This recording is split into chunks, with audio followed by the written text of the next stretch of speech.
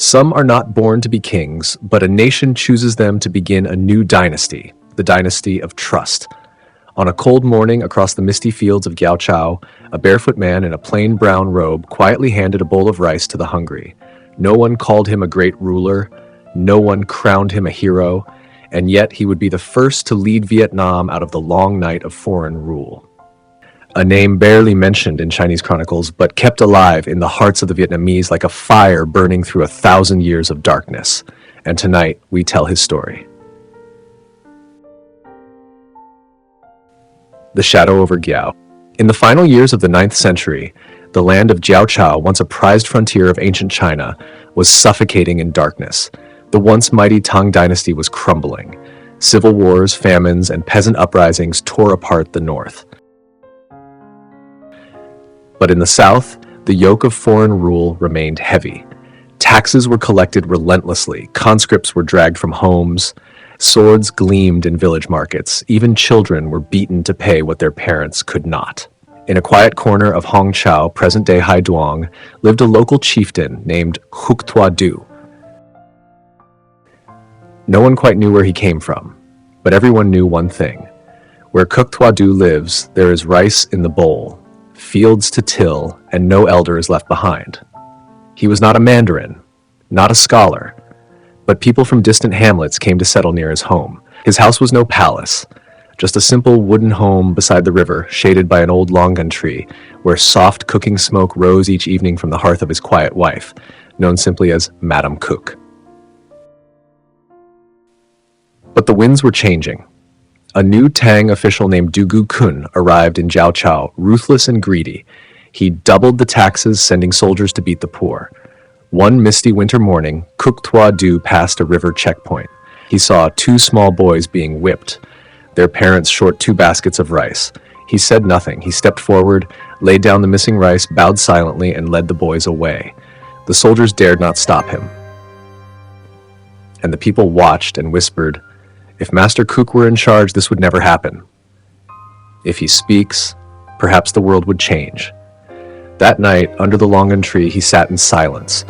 His wife placed a warm bowl of porridge beside him. He looked at the sky above Jiaochao and murmured, "Our people only wish to live in peace, but the heavens do not hear. If no one will stand, then let me be the first." Part 2, Silent Rain. After that quiet evening beneath the longan tree, Khuc began to change. He no longer stayed in one place, but he did not travel to garrisons or government halls. He went to villages, poor hamlets by the rivers, dry and forgotten lands, places the Tang mandarins no longer cared for. He did not come with soldiers, but with bags of rice, seeds, and kind questions. People would say, "Master Khuc doesn't lecture. He simply asks, 'How many meals have you had this week?' And if the answer was too few, he left a sack of grain." There were villages that had not heard a baby cry in years, from hunger, fear, despair. But after Khuc visited within one season, the sound of a child's first cry echoed again. But the most important thing he brought was hope. Hope that someone was listening. Hope that this land would not forever be a colony of the North. From crumbling roofs and tear-salted porridge bowls, a whisper spread like rain beneath the soil. "If Master Khuc raises the flag, I will follow. If he says stand up, then Jiaochao shall no longer kneel." In 904, the Tang dynasty tore itself apart. The empire fractured and the south was left to fend for itself. The Tang-appointed governor of Jiaochao fled into the night, carrying gold and fear. The next morning, the city gate opened. Villagers gathered, expecting blood or chaos. Instead, they saw a middle-aged man in a brown robe and cloth head wrap walking quietly into the governor's hall. No soldiers, no shouting, only a silence that carried the weight of history. He did not seize power. The people offered it to him. And thus, across the Red River Delta, a name echoed. Khuc Thua, governor of Jiaochao. A wandering Taoist monk present that year wrote just one line in his journal. No drums, no blood, yet an entire nation slipped from China's grasp, like rain off a robe, too quiet to hold. A single act of governance, a century of change. did not claim power with swords. He stepped into leadership as one might begin to till abandoned soil. The Gyao Governor's Hall, once bearing the emblems of the Tang Dynasty, was cleared out, replastered with local clay and straw. The sign that once read Tang Court Office was removed. In its place, a simple wooden board hung for the people of the people. He did not crown himself king. No royal robe, no court of jade and gold. He called himself only Tiet Do Su, guardian of the land and the people, not guardian of a throne. And with that title, he did what no conqueror had ever done. He listened. He understood. He governed for the people. He began by ordering scribes to record local village customs from every region. Haidong, Hongqiao, Dianqiao, and Tongbin. Rituals for ancestor worship, community land practices, seasonal festivals, all were recognized as legitimate law. For the first time, the Vietnamese were no longer forced to live by foreign rules. They could live by what they believed. He abolished harsh taxes. The elderly, widows, the disabled, exempted. Land was redistributed fairly. Skilled farmers were rewarded. Those who refused to work were not punished cruelly, only reminded that dignity comes from labor. He reorganized the administration, choosing local leaders who understood the people's ways, not those fluent in Tang etiquette. No one had to speak Mandarin. They only had to keep the village, the land, and the people's trust. Chinese origin officials who stayed were not exiled. Khuc said, "If they live as Vietnamese, they are Vietnamese. If they live with kindness, it does not matter where they were born." One evening, as he studied a map made of bamboo slats, his quiet son approached and asked, "Father, why don't you call yourself king? Why not build a palace?" Khuc Thua smiled, placed a hand on his shoulder. "I will govern only once, but if I do it right, 100 years later, the people will still benefit." It is easy to rule, but to be kind in a time of chaos, that is what's truly difficult. And so, during his short time in power, Jiao Chao changed, quietly, deeply. No longer just a frontier of the north, no longer just a silenced colony, but a land with spirit, with law, with identity. Gyao Chao seemed finally at peace. Harvests were plentiful. Children learned Nam script. Festivals returned, marked by drums and betel leaves folded like phoenix wings. People began to believe, perhaps our time has come. But the North had never forgotten the South. In 907, the Tang dynasty collapsed. In its place rose the later Liang, founded by Zhu Wen, and like all new dynasties, it sought to reclaim its lost lands, including Gyao Chao. Messages arrived like a cold wind in spring. The later Liang are preparing to march south. The people of Gyao Chao must once again kneel.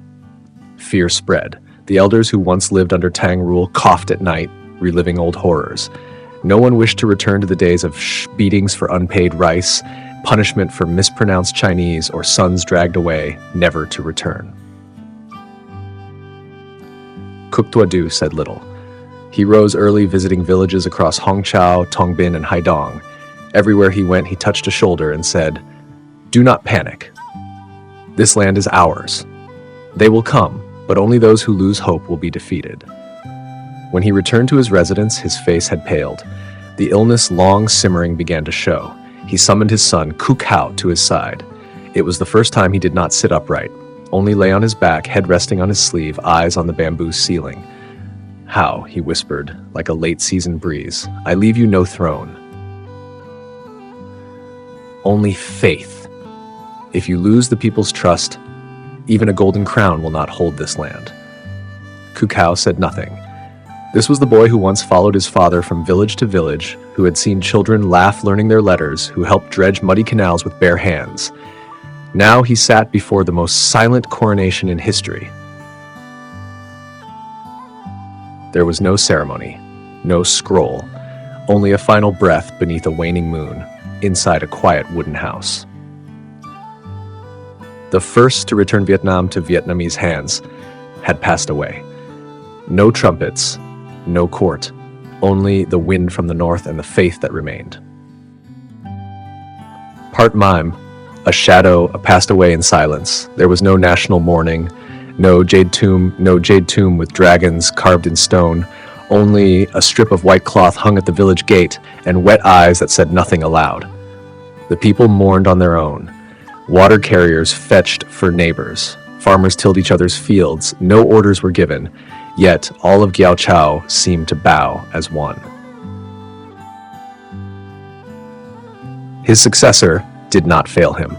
He continued his father's reforms, dividing the province into local regions, each governed by leaders chosen by the people, not by imperial decree.